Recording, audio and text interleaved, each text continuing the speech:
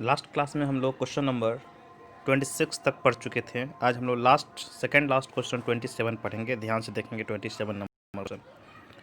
हम थोड़ा सा ये बुक पुराना है, इसको डेट को नोटिस नहीं करेंगे आप। इसमें डेट कोई मैटर नहीं करता, इसलिए डेट को नोटिस नहीं करना, आप अपने बुक से ही बनाएंगे। देखो, इसमें कोई ख़ास चीज़ नहीं है, जो भी निकालना है इसे मेनली निकालना हम लोग को इनकम फ्रॉम बिजनेस, और इनकम फ्रॉम बिजनेस के अलावा बाकी जो दो और निकलेगा उसमें कोई दम नहीं है, बट जो भी है दम है इनकम फ्रॉम बिजनेस में दम है। इनकम फ्रॉम बिजनेस हम लोग निकालने के लिए सीखेंगे इनकम फ्रॉम बिजनेस कैसे निकलेगा इसमें। खैर आप लोग जानते हैं, पूरा चैप्टर पढ़े हुए इनकम फ्रॉम बिजनेस का, फिर भी हम एक राउंड बता देते हैं आप लोग को पता है, ऊपर में लिखते हैं computation of income from business. तो इस को आप यहाँ पे टोटल इनकम जब हम निकालेंगे, तो टोटल इनकम जब आप निकालेंगे तो इनकम फ्रॉम बिजनेस आप जो दीजिएगा सॉरी, जैसे कि income from salary, income from house property, तो अभी ऐसा कीजिएगा, पहले आप क्या करिएगा, इनकम फ्रॉम बिजनेस को निकाल दीजिए, क्योंकि इन क्वेश्चन देख के ही लग रहा है इनकम फ्रॉम बिजनेस का आइटम्स बहुत ज़्यादा है, बहुत बड़ा। अगर आप इनकम फ्रॉम, खैर हाउस इनकम फ्रॉम सैलरी तो है नहीं, हाउस प्रॉपर्टी है, तो हाउस प्रॉपर्टी दिखाने का बीच में जो करें कैलकुलेशन काफ़ी बहुत बड़ा बन जाएगा ये। तो आप ऐसा करेंगे, इनकम फ्रॉम बिजनेस को पहले निकाल सकते हैं, उसके बाद कंप्यूटेशन ऑफ टोटल इनकम निकाल देंगे आप, तब इनकम फ्रॉम आराम से आप निकाल देंगे। इनकम फ्रॉम हाउस प्रॉपर्टी है जो निकालेंगे, इनकम फ्रॉम बिजनेस उसको डायरेक्टली लिख देंगे इनकम फ्रॉम बिजनेस 2 नंबर देके, तो ज़्यादा बेटर रहेगा मेरे ख्याल से। इनकम फ्रॉम बिजनेस की तरफ चलते हैं हम लोग। इनकम फ्रॉम बिजनेस में हम लोग सब जानते हैं कि इनकम फ्रॉम बिजनेस में सबसे पहले क्या दिखाते हैं, नेट प्रॉफिट। चलो नेट प्रॉफिट कितना दिया हुआ है, 3,30,000 नेट प्रॉफिट दिखा दिया हम लोग। Net profit as per PL account जो भी रहेगा यहाँ दिखा देंगे लिख के।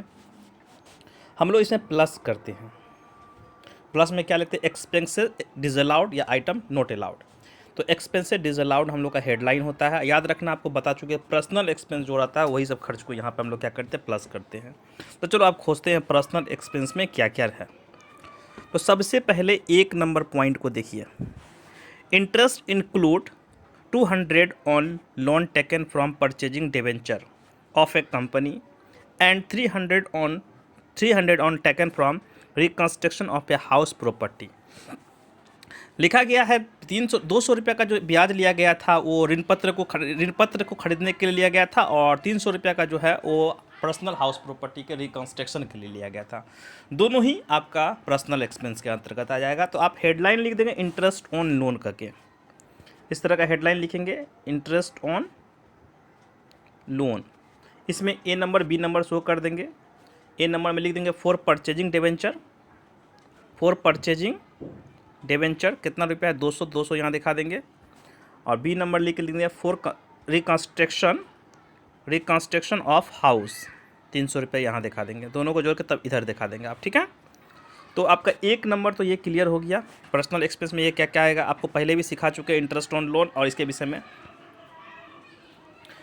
अब देखिए हम लोग देखते हैं यहाँ पे पॉइंट नंबर, देखिए यहाँ पे आपका 2 नंबर पॉइंट में बड़ा ध्यान से देखिए क्या लिखा हुआ 2 नंबर पॉइंट में, 40% of the repair and renewal expenses respect expenses relating to house property let out.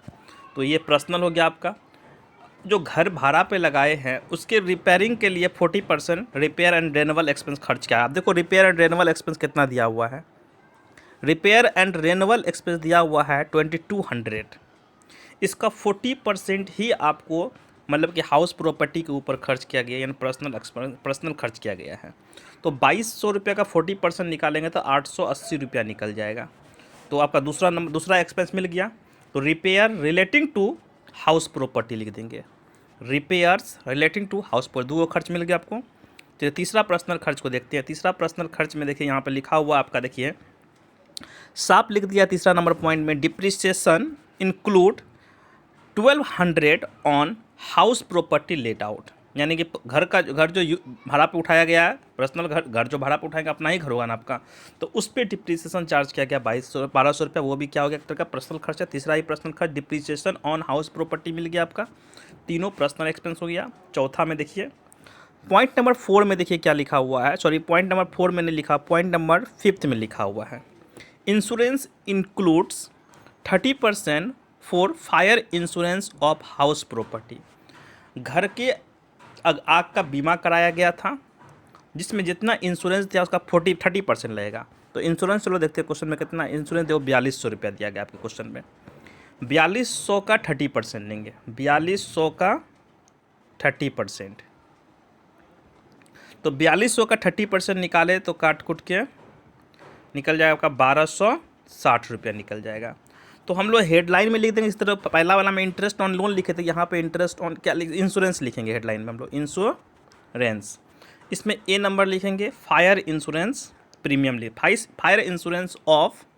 Fire insurance of house property लिख देंगे ए नंबर में, ठीक है। अब चलो इसे बी नंबर का भी कंडीशन है, देखो फिर इसके आगे पढ़ते हैं हम लोग। देखो क्या लिखा हुआ है, 30% फॉर वर्कर एक्सीडेंट इंश्योरेंस। उसी का 4200 का 30% क्या किया है, जितने भी मतलब लेबर काम कर रहे हैं उसके एक्सीडेंट के लिए इंश्योरेंस करवा दिया गया। और जितना रिमेनिंग बढ़ता है and balance for life insurance, जितना बच गया वो LIP बन गया, लाइफ इंश्योरेंस प्रीमियम क्या होता है, पर्सनल एक्सपेंस हो गया। अब चलो हम लोग देखते हैं, यही 30% हुआ, तो 4200 रुपया टोटल इंश्योरेंस था, इसमें से पहले 1260 रुपया तो पर्सनल एक्सपेंस हुआ जो कि fire insurance of house property के नाम से। चलो फिर से एक बार देख लेते इसको, टोटल 4200 रुपया है, तो 1260 रुपया हम लोग का 1260 रुपया हम लोग का गया किस में, फायर इंश्योरेंस प्रीमियम में, fire insurance of house property कर देंगे। अब फिर 1260 रुपया क्या बोला गया, 30% फिर क्या बोला गया है, चला गया एक्सीडेंटल, तो ये आपका पर्सनल एक्सपेंस नहीं, इसको नहीं दिखाना आपको।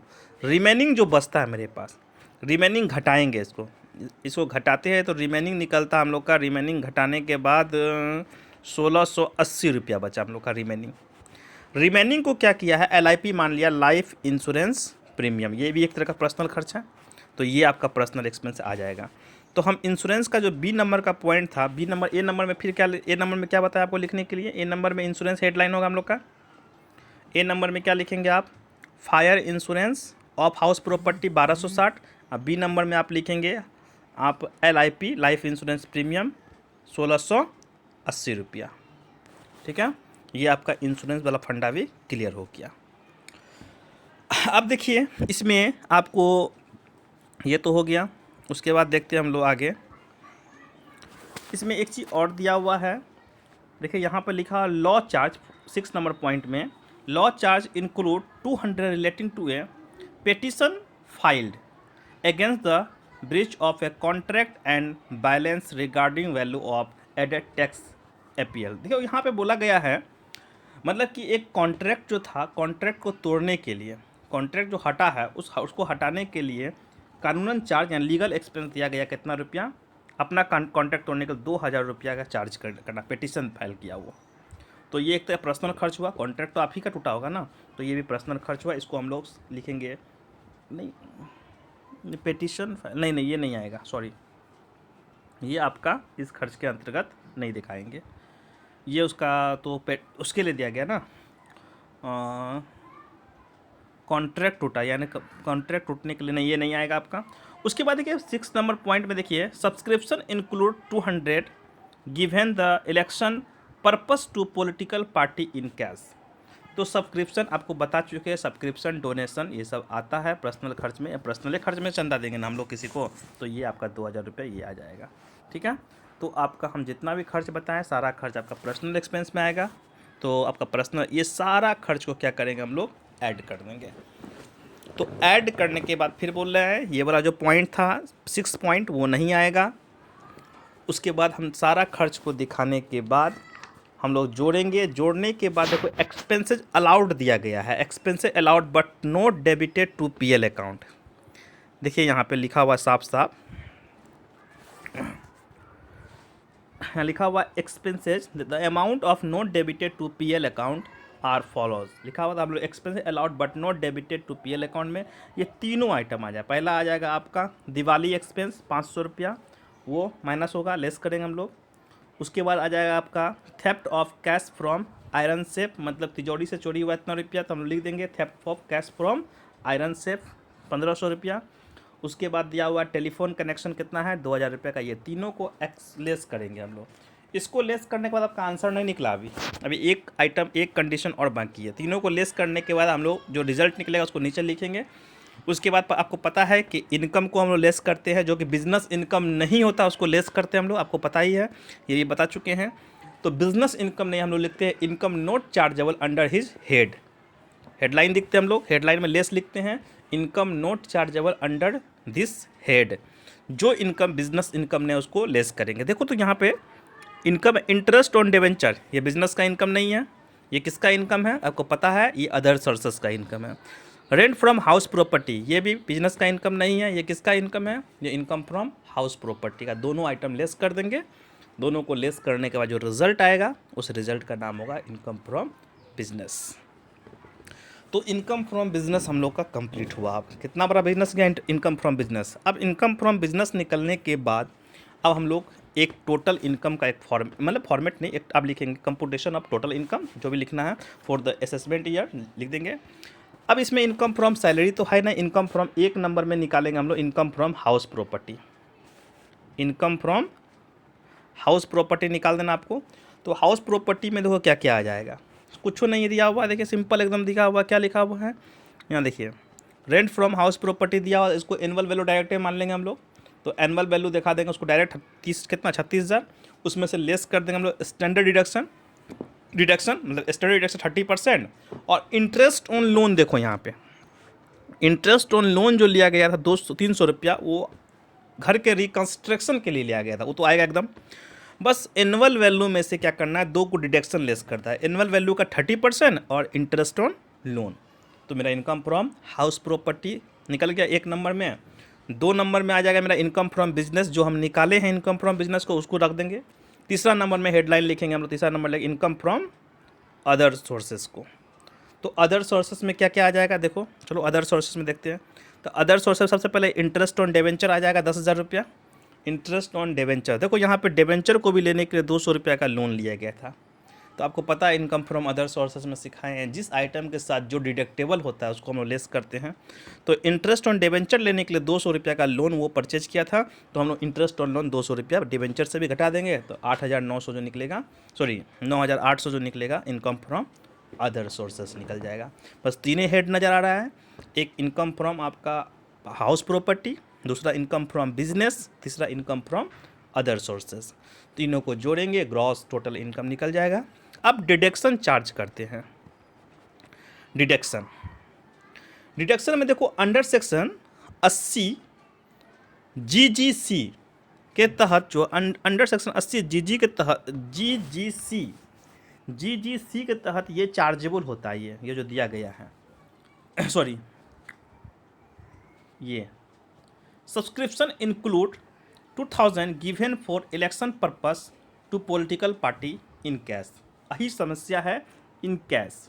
आप इसको पढ़ेंगे अंडर सेक्शन 80 GGC को उल्टा के पढ़ लेंगे अब एक बार आप 80 जी।